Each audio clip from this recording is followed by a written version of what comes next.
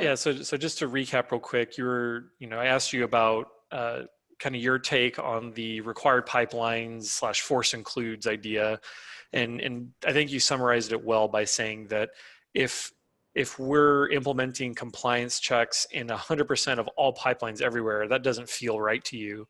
But if we enable customers to selectively define what pipelines should have this more rigorous workflow, then that is potentially right. Um, and I think what you've described aligns with my personal thinking, coming from a compliance background like yourself. It seems to align with what customers are thinking. Um, what the more that I talk about this with more people internally and with customers, I feel like this is ultimately about really finessing that override mechanism. So like in a situation where, let's say in the perfect world, that this prescriptive workflow only applies to, let's say 10% of projects, because those are the 10% of projects that are regulated for any given customer. Finessing the workflow such that I'm a developer, I need to make a change. Let's just assume it's an emergency change. I Mhm. don't have time to like wait on the pipeline. I don't have time to wait on approvals. I don't have time. I just don't have it. So I need a mechanism that allows me to press a button, and that button should do one of two things. Either it just deploys, which I don't think is the right answer, because even in an emergency, I think that's too much autonomy and flexibility. Or, which I think is the answer, is it should basically sound all of the alarms for a specific group of people, because you already have like your on-call, what is it, like network operations center type of paradigm of like, I'm going to alert all of these people by carrier pigeon, by smoke signal, by email, by telephone call, like everything, so that they can come in and press approve. So you have that two-person process, that two eyes approach, separation of duties, and you still have that relatively expedited way to like circumvent the process. So the more I think about it, like the less I think this is an issue about whether or not the pipelines are prescriptive, and more so about how do we make sure that the developer does have that escape hatch. Okay, so that just summarizes. I mean, if you have some additional thoughts on that line of thinking that you run, I'd love for you to continue. Otherwise, I have some questions I can follow up with. Yeah, so I think so that, yes, that summary is accurate, and I agree with what you're saying. I think I, it's something we struggle with at GitLab, right? Because we want to frame everything in terms of risk, right? And we want to create this universal language of risk and like anchor everything in terms of that, right? And this is a crazy example, but this is how my brain is thinking about it, is like when we select new vendors and new tool sets to use at GitLab, the purpose isn't for security to be a gate in the process and to say, yes, this is allowed based on our limited understanding of what this is and how you'll use it. It's just to highlight risk, right? And to just say, okay, like regardless of who's going to use this tool and how it's going to be used, we just want to point out like their security program maturity is like in kind of a medium state, right? Like they don't have some of these sophisticated security controls in place. Like we wouldn't necessarily have a high degree of confidence that they would have really strong access management. And so you want to like be aware of this risk and either implement some compensating controls to like help mitigate that risk, or maybe like the way you intend to use this like renders that obsolete, not a big deal. And so we're pushing risk information to the people with the most context to make the decisions. And so this feels similar to me in that I think the right approach is always going to be trusting the people in the organization that they have the most context to make the decisions, and empower them to do whatever's necessary to accomplish like the overall goals. But I agree that like it helps mitigate some risk is if your approach is like, you can do this, like anybody can pull the escape hatch. It's just gonna like, you're gonna page your C staff, like like the C-suite is gonna get copied on everything that you're doing. And it should like, it adds that extra pressure to that person to be able to say like, yes, like I know that there is going to be a tremendous amount of scrutiny involved in the decision that I'm making right now, but it's a necessary change and we need to like do this immediately. And I would also say, again, to your point of like, it's not an instantly deploy. Like there has to be a second set of eyes. Like I think that's right, because again, with like there have to be these trade-offs with security, right? Like the idea that you can build security into something without sacrificing anything in exchange, if it's convenience or time or whatever, feels false to me personally. It feels like there are some natural trade-offs involved, and that feels like a reasonable one to me. Like, hey, 30 people in the company who are authorized to be able to approve this super emergency change just got paged on this thing. There's a pretty good chance that you're going to get that. Like you're only slowing that mechanism down by like minutes and not hours, and that in exchange for like lots of good compliance and security outcomes, that feels like a good trade-off to me. Yeah, no, it's really interesting you say that, because your reference to appreciating the gravity of the signal, right? Like I think that's really important, because yeah, like if this feature gets implemented, or if this solution gets implemented and suddenly they're just hitting escape, escape, escape, escape, and it's like this daily occurrence, and like we've missed the mark. Yeah. But I don't feel that that would be the case based on the conversations I've had. And if that were to happen in higher volumes, I feel like that might manifest more as an internal training on the customer's part. Like they're educating developers like, hey, this is not meant for you to simply bypass procedure. This is meant for you have an emergency or a sense of urgency for some deploy that has to go out, but otherwise you should not be hitting this. And I think that impact of like, yes, this is going to hit your C-suite or your executive leadership or your manager or whatever that might be. I think another part of that is like programmatically generating an issue. So like if the moment I hit that escape hatch, it should create an issue within GitLab that says, here's, merge request ID 1234, requester was Jeff Burrows, approver group was, let's say, overwriters, and the overwriters group consists of, let's say, myself, and let's say my engineering manager, Dan Jensen. So like we're the only two people who, well, in theory, there's more than that for, good coverage, but like, let's say there were two people who can approve it. So once we approve it, we can maybe append that issue with like, oh yeah, Matt is the one who approved it from this specific group, and then this deployed. And at the same time as all of this, we're sending out emails and alerts. Yep. So I think that's part of that finessing of that solution is like, if we nail that, then I think it's, I don't know, I don't want to say it's irrelevant, but I feel like it's almost irrelevant what the prescription looks like, because there is this escape hatch. Yeah, and I think the hope there is that the customers understand like how they're tuning GitLab to their own personal needs. Like I don't think hopefully we wouldn't have to like explicitly call this out, but in my mind, if the signal to noise ratio gets way out of control and people are just like constantly pulling a switch to do emergency changes, like at some point the conversation shouldn't be about, is this feature broken? It should be about like, this is configurable. Like, why do you have this enabled? Stop forcing this pipeline if people are doing this thing and you're just like allowing it to continue. And so I do think it's helpful, because it's really hard, right? Like it's the Jira problem that this is above my pay grade to talk about, but like, do you want to be everything to everyone, or do you want to have like, what do you want your guardrails to be? Because trying to force people into a singular workflow, like it makes it a lot cleaner. It makes it a lot easier to do these checks and like these things. But if you start opening it up and saying like, you can do this in whatever way you want, it's when all of these like unintended outcomes get really messy. Mm-hmm. So my sense is that this particular feature, there would be a good signal to noise, right? Like it's a good escape hatch to give people. And my sense is that if this required pipeline thing isn't on by default, I think it's safe to assume that people are only enabling it and configuring it when they have a specific need to do so, and they understand their workflow enough that like what the outcome of that is going to be. Yeah, no, I agree with that. And I think from the developer experience too, right? Like we want to make sure that from their perspective, it's a single action they have to take, right? At most two.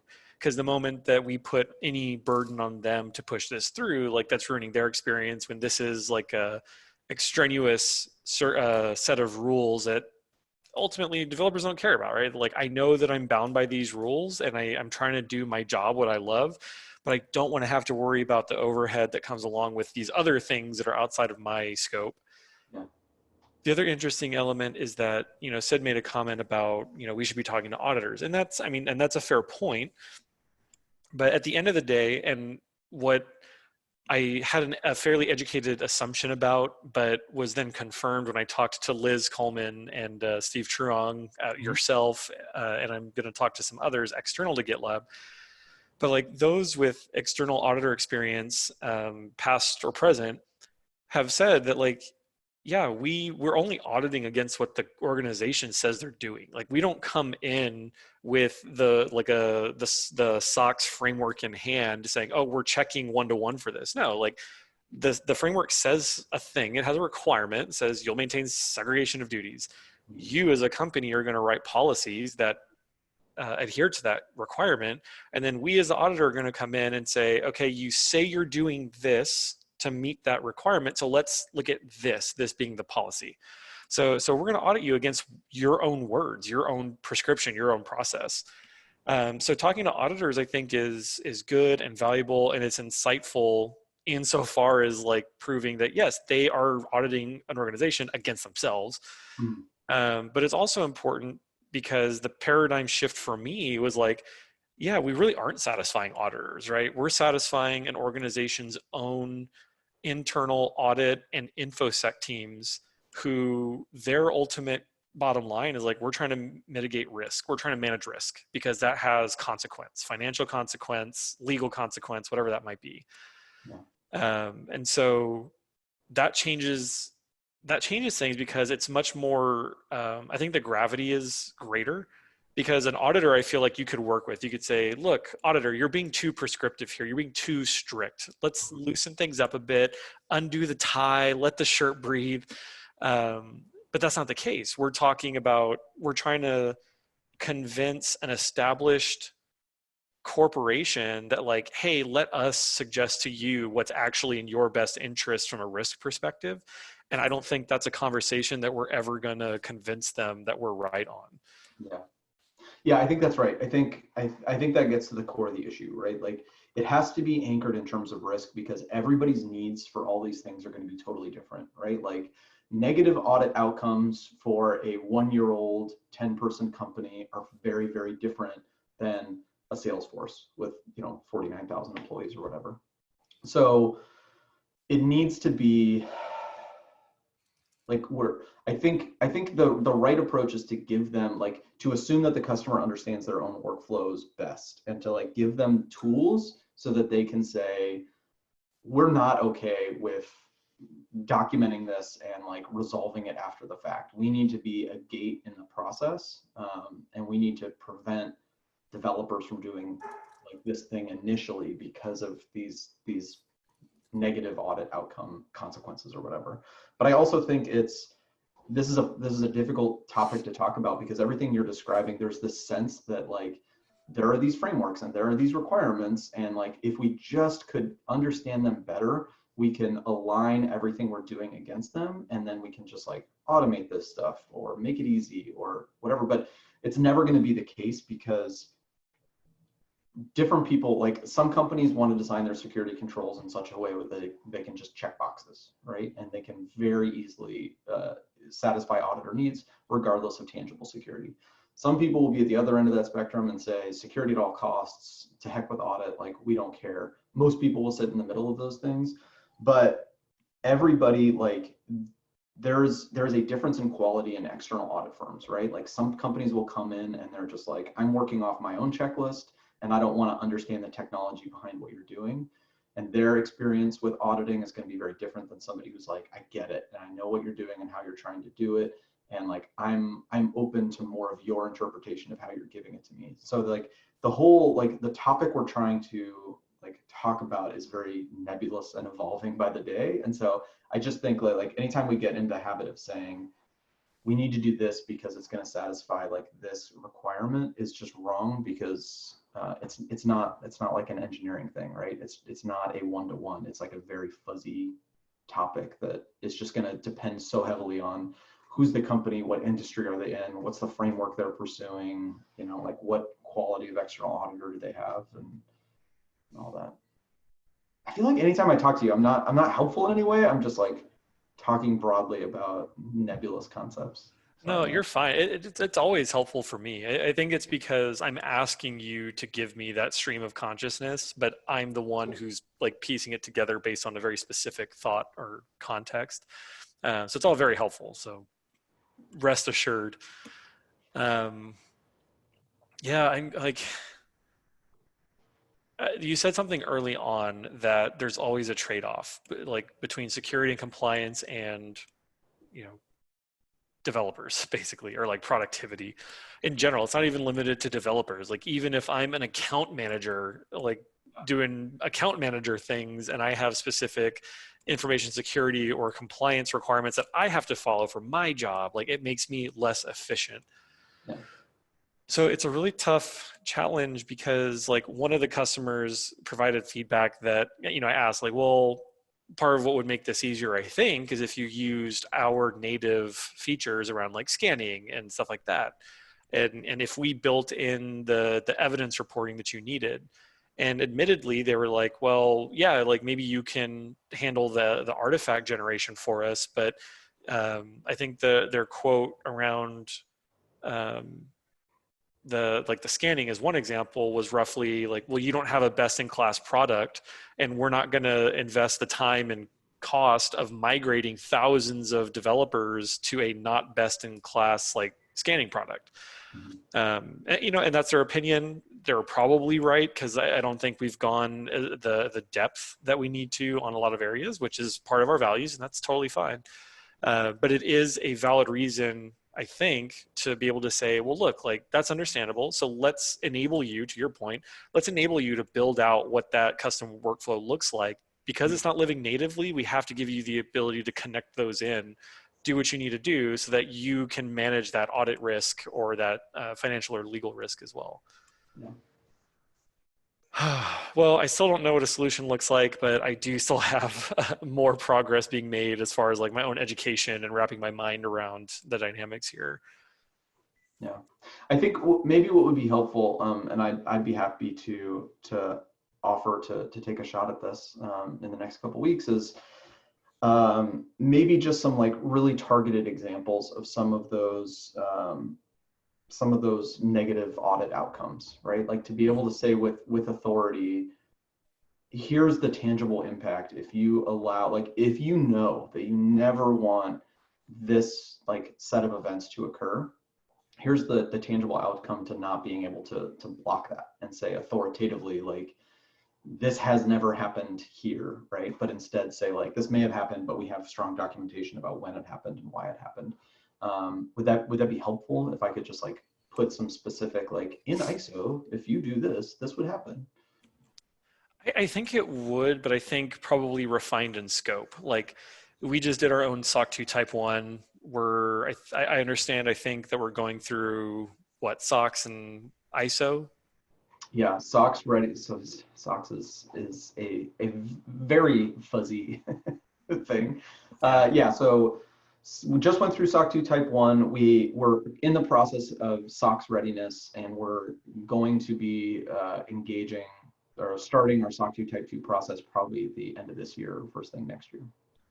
So I think what would be the refinement of scope would be from any of those, probably SOC 2, since that's complete, is like looking at what the auditor or auditors, if it was a team, looked at specifically with respect to our policy against the pipelines. And like, what do our pipelines look like? How do we ensure that certain tests and scans and all of that stuff is being done? Because that would be, I think, really impactful to understand like this dog fooding nature of, yeah, we have these very rigorous pipelines. And if we have these really cumbersome pipelines and we're enforcing those in some way, I feel like that would be a fairly ironic posture to have if we're then telling customers like, no, don't do that thing. And so either we need to change how we operate internally, which I suspect is not the case, or we need to enable customers to achieve the same posture that we have, but like it's just a big unknown right now. So I think that would be most helpful is, how do we define pipelines that have to run for code getting to production? What does that look like? And what comments did the auditors have about that? Yeah, I think I agree. That's a great starting point. I think the answer to that is going to be very different with something like SOC 2 than it would be for something like ISO. Yeah. But knowing that we've gone through this before, we'll have some more tangible guidance. I'll go ahead and get an issue started, tag you there, and tag my team that because I don't actually do this stuff day to day, but I'll get them involved because I think they're going to have some really good insights to share about like, here's how we managed change management as a topic during this audit, and like here's how pipelines were involved in that like really tactical type of input. Yeah, that sounds good. If you don't mind, if you want to stop the recording real quick, because I think we're good on that part.